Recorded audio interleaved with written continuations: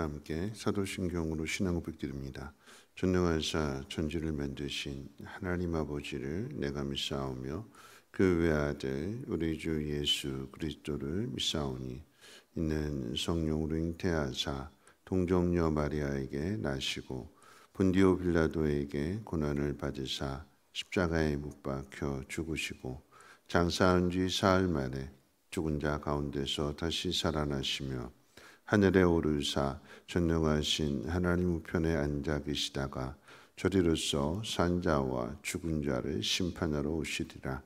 성령을 믿사오며 거룩한 공회와 성도가 서로 교통하는 것과 죄를 사하여 주시는 것과 몸이 다시 사는 것과 영원히 사는 것을 믿사옵나이다. 아멘. 좋으신 하나님, 오늘 이 새벽에도 하나님 앞에 왔습니다. 우리의 힘으로 살 수 없어 하나님의 도우심을 구하고자 하나님 앞에 겸손히 무릎 꿇사오니 하나님 우리를 긍휼히 여겨주시고 하나님의 능력의 손으로 건져주시고 구원해 주시옵소서. 감사드리며 예수님의 이름으로 기도합니다. 아멘. 하나님 말씀 봅니다. 하나님 말씀 예레미야가 3장 55절 말씀부터 66절까지 보시겠습니다. 하나님 말씀 예레미야 애가 3장 55절에서 66절까지 한 절씩 교독으로 읽겠습니다. 여호와여, 내가 심히 깊은 구덩이에서 주의 이름을 불렀나이다. 주께서 이미 나의 음성을 들으셨사오니 이제 나의 탄식과 부르짖음에 주의 귀를 가리지 마옵소서. 내가 주께 아뢰는 날에 주께서 내게 가까이 하여 이르시되 두려워하지 말라 하셨나이다. 주여, 주께서 내 심령의 원통함을 풀어주셨고 내 생명을 속량하셨나이다. 여호와여, 나의 억울함을 보셨사오니 나를 위하여 원통함을 풀어주옵소서. 그들이 내게 보복하며 나를 모해함을 주께서 다 보셨나이다. 여호와여, 그들이 나를 비방하며 나를 모해하는 모든 것 곧 일어나 나를 치는 자들의 입술에서 나오는 것들과 종일 나를 모해하는 것들을 들으셨나이다. 그들이 앉으나 서나 나를 조롱하여 노래하는 것을 주목하여 보옵소서. 여호와여, 주께서 그들의 손이 행한 대로 그들에게 보응하사 그들에게 거만한 마음을 주시고 그들에게 저주를 내리소서. 주께서 진노로 그들을 뒤쫓으사 여호와의 하늘 아래에서 멸하소서. 아멘. 어제 말씀 이제 54절 말씀 가운데 53절과 54절 말씀 가운데 심히 깊은 구덩이에 던져졌고 거기에 이제 돌을 던졌다고 그랬습니다. 그런 상황이 마치 이제 물에 깊이 잠겨서 숨을 쉴 수 없는, 그래서 죽음에 이르게 되는 그런 상황이라고 말씀을 드렸는데, 오늘 이제 그 55절에서도 심히 깊은 구덩이에 던져졌다라고 이야기를 합니다. 심히 깊은 구덩이라고 하는 것은 이제 물리적인 장소를 뜻하지만 그러니까 인생의 밑바닥에 떨어져 있는 절망적인 그런 상태를 상징하게 됩니다. 그러니까 밑바닥에 떨어져 있는데 돌에 맞았다라고 하는 의미는, 그러니까 돌에 맞게 되면 아프고 또 그것이 조금 더 지나게 되면 뭐 상처도 덧나게 되는 것이고 병이 되는 거잖아요. 그러니까 돌에 맞았다라고 하는 것은 육체적인 고통을 당했고 심히 탈진했다라고 하는 의미가 됩니다. 그래서 자신의 힘으로는 그 구덩이에서 나올 수 없는 상황입니다. 타인에 의해서 당한 일인데 예레미야는 그런 상황 속에서 하나님 앞에 도움을 요청하고 구원을 요청합니다.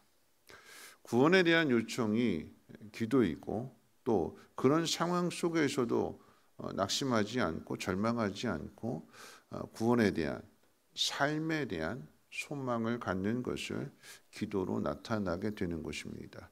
그래서 오늘 예레미야 기도가 나와 있는데 55절 가운데 보면 여호와여, 내가 심히 깊은 구덩이에서 주의 이름을 불렀나이다. 56절에 보면 나의 탄식과 부르짖음에 주의 귀를 가리지 마옵소서. 하나님 들어주시고 응답해달라고 하는 요청이죠. 왜 이렇게 기도해야 되는가? 그 이유에 대해서 이야기할 때 57절에 내가 주께 아랫날에 주께서 내게 가까이하여 이르시되 두려워하지 말라 하셨나이다. 또 58절에도 보면 주께서 내 심령의 원통함을 풀어주셨고 내 생명을 속량하셨나이다. 여러분 이 57절과 58절에 대한 이야기는 이전의 기도 응답에 대한 경험을 이야기하는 것입니다. 하나님 전에 나를 건져주셨습니다. 하나님 내가 전에 고통을 당할 때에 가까이 하시면서 나에게 두려워하지 말라고 말씀해 주셨습니다. 하나님 그때와 같이 지금 오늘의 이 상황에서도 나를 건져달라고 하는 요청이고 기도입니다. 누가 기도할까요? 어떤 사람이 기도할까요? 하나님의 자녀가 기도하는 거죠. 하나님의 자녀가 그 아버지께 기도하는데 오늘 우리의 삶에 대해서 이야기해 본다면 누가 기도하느냐? 하나님 앞에 부르심을 받은 사람, 부르심을 받아 구원받은 하나님의 자녀가 기도한다라고 하는 것이고 또 누가 기도하느냐라고 한다면 하나님으로부터 약속을 받은 사람, 특별히 예레미야라고 이야기할 때 예레미야서 1장 8절에 뭐라고 이야기하냐면 내가 너를 보낸다. 내가 전하는 말을 그들에게 전해야 된다. 그런데 그들이 너를 힘들게 하고 너를 괴롭게 하고 너를 아프게 한다 할지라도 너는 그들 때문에 두려워하지 말라. 내가 너와 함께하며 너를 구원할 것이다.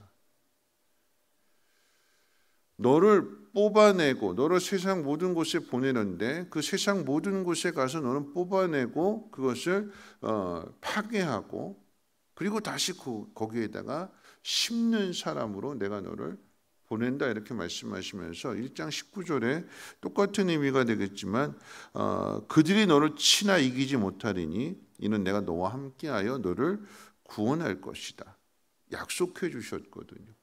그 약속 믿고 가는 거예요.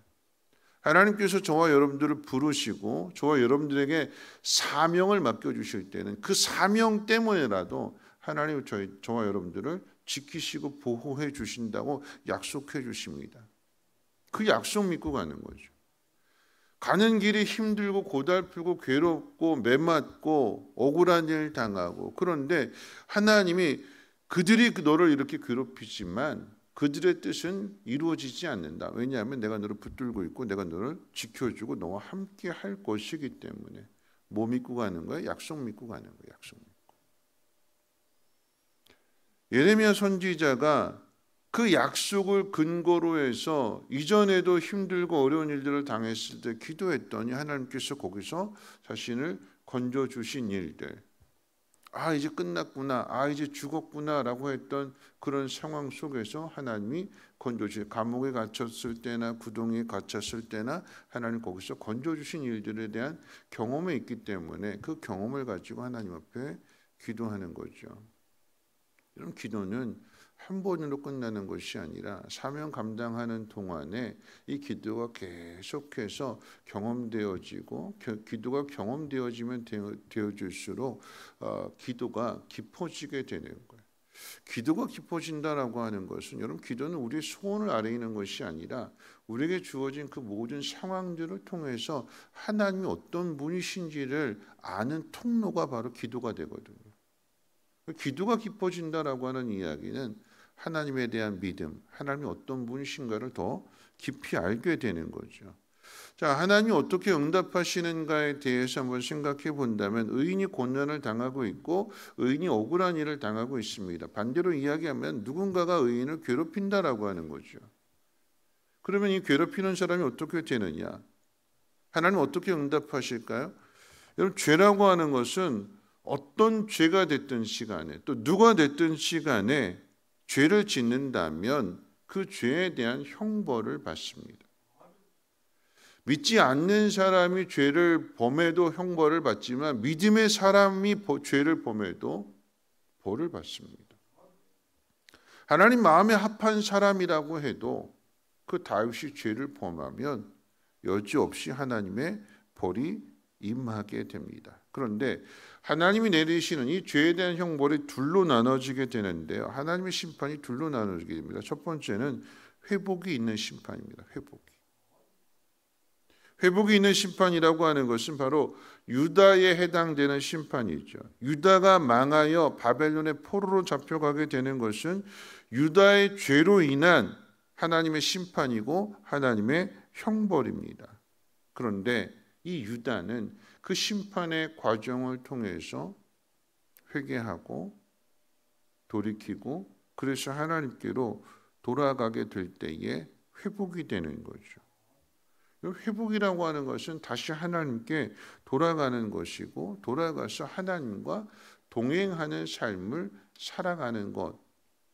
반대로 이야기하면 죄가 뭐냐? 하나님에게서 멀어지는 것. 하나님과 동행하지 않는 거예요. 하나님 뜻대로 살아가지 않는 거예요.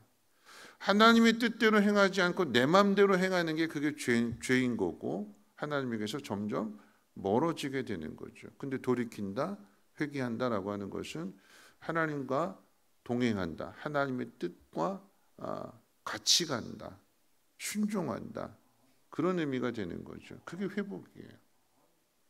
하나님과 가까이 하는 사람이 두려움이 있을까요? 하나님과 가까이 하는 사람이 근심이 있을까요? 걱정이 있을까요? 염려가 있을까요? 그렇지 않잖아요.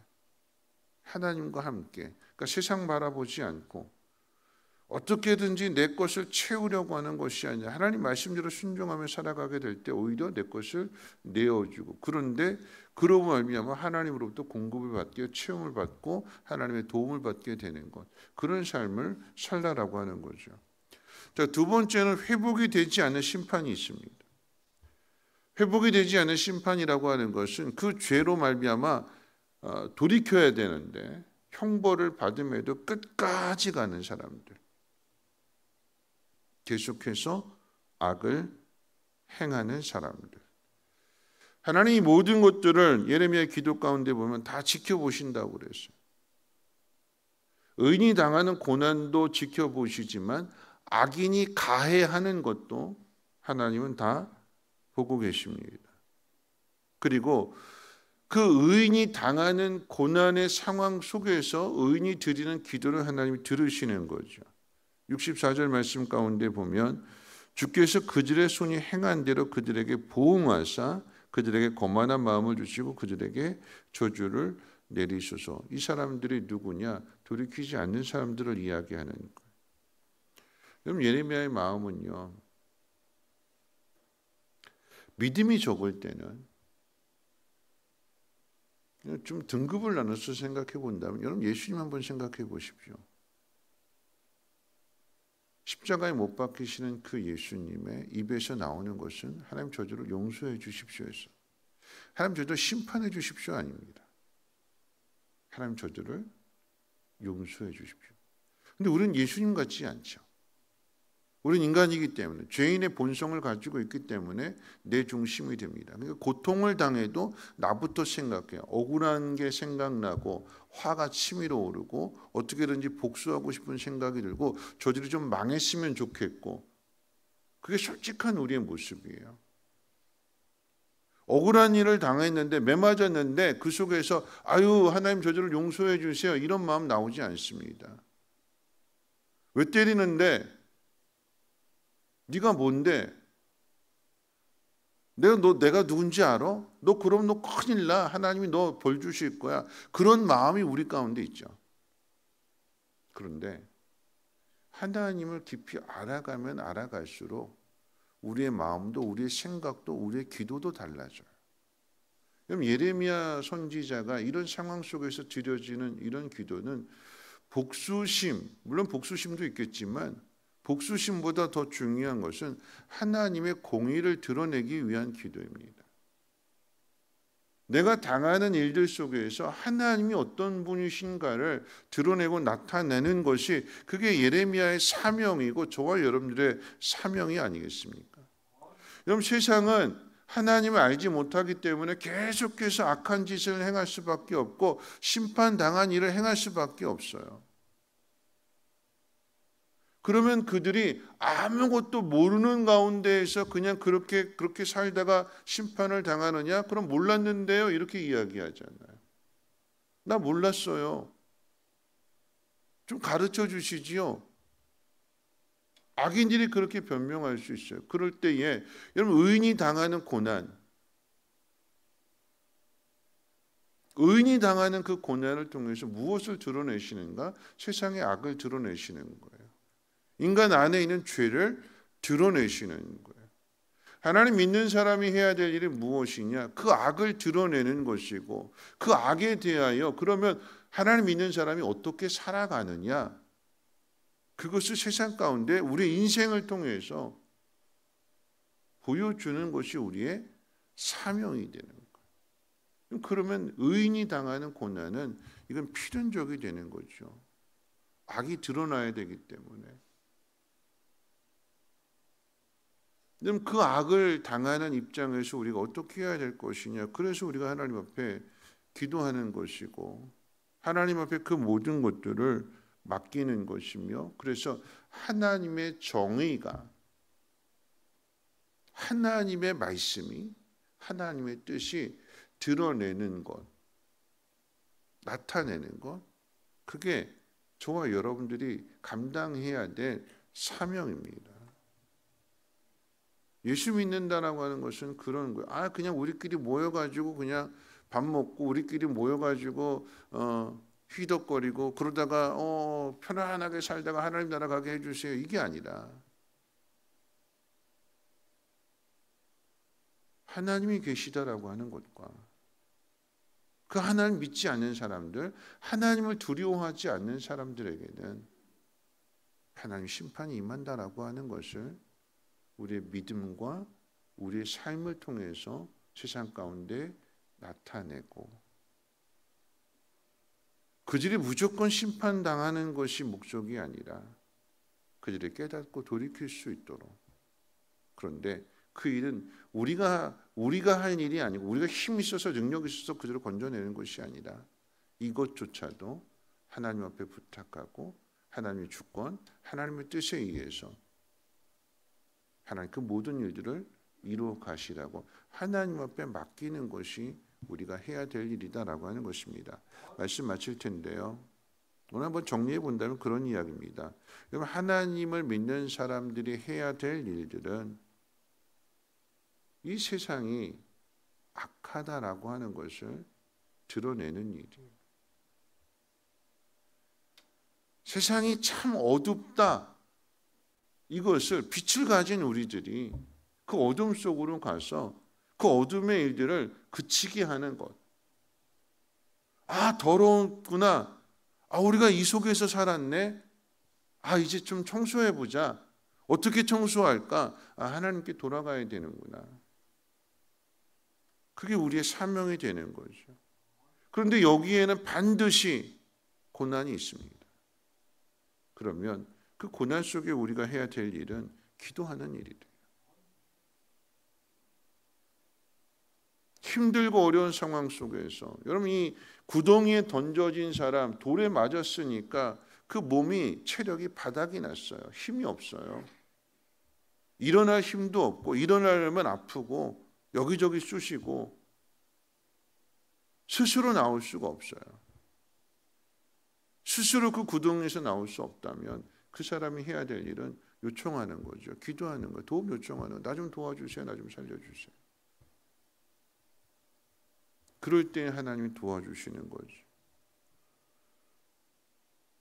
그 속에서 억울하다고 답답하다고 속상하다고 괴로워하고 낙심할 것이 아니라 억울하고 답답한 일은 하나님 앞에 맡기고 우리가 해야 될 일은 하나님의 때를 기다리는 거예요.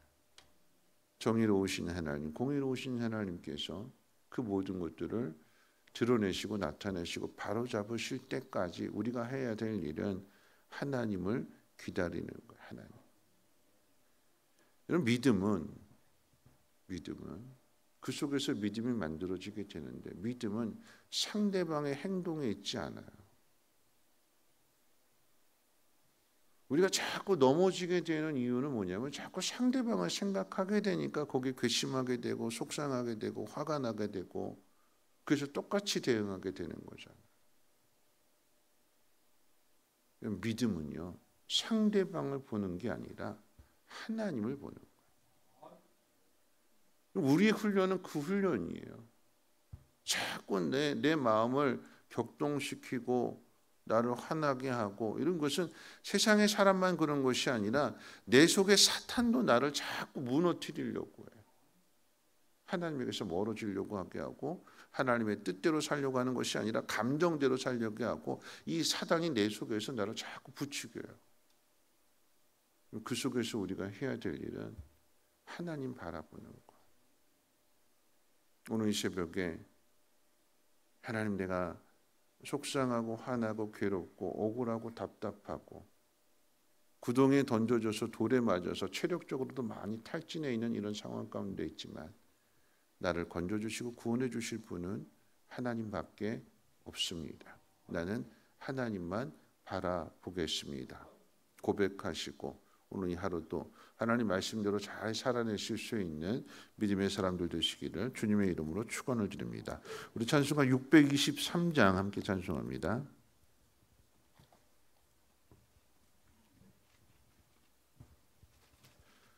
찬송가 623장입니다.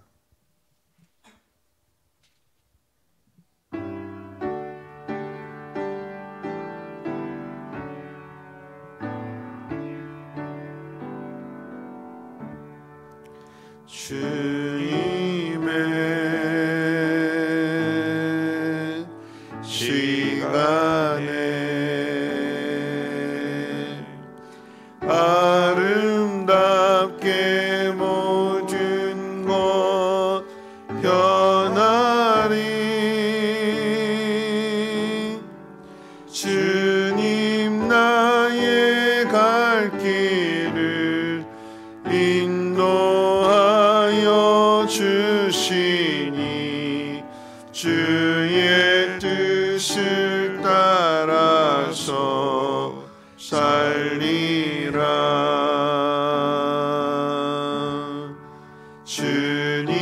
주님의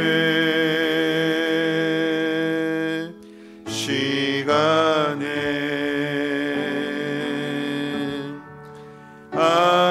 아름답게 모든 것 변하리. 나의 정성 다하여 주를 찬송하오니 주의 뜻을 이루어 주소서.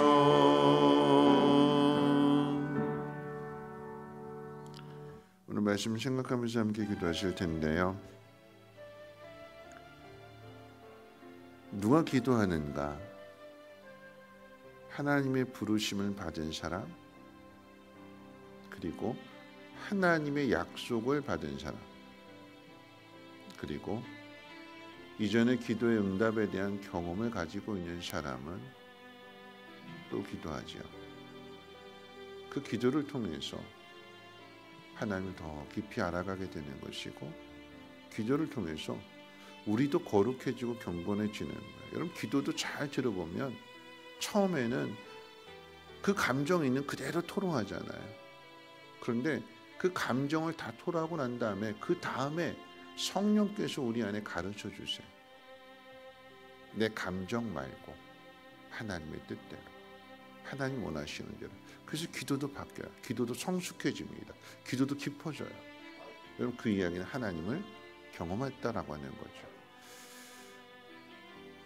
하나님 우리에게 약속해 주시는 것은 끝이 안 좋은 게 아니라 끝이 좋은 거예요. 뽑아낸 게 끝이 아니라 뽑아냈는데 거기에 하나님이 다시 새로 심고 더 좋게, 더 아름답게, 더 튼튼하게, 그게 하나님의 마음입니다. 여러분, 그것을 믿는다라고 하면 낙심하지 말고 하나님만 바라볼 수 있는 믿음이 되게 하여 주시고, 그리고 하나님께서 건져주시고 구원해 주시는 그때를 바라보면서 세상 바라보고 부안해동할 것이 아니라 오직 전적으로 하나님만을 신뢰하는 믿음으로 잠잠히 기다릴 수 있는 우리 모두가 되게 해달라고, 그런 믿음의 사람 되게 해달라고 함께 통성으로 하나님 앞에 기도하겠습니다.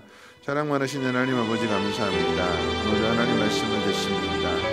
하나님, 힘들고 어려운 상황 가운데 있게 될 때, 인생의 가장 밑바닥을 경험하게 될 때 낙심할 것이 아니라 하나님 그 속에서 믿음의 사람이 해야 될 일은 기도하는 일이라고 하십니다. 하나님 앞에 기도할 수 있는 그 믿음의 눈이 열려지게 하옵소서. 하나님의 부르심을 받은 사람,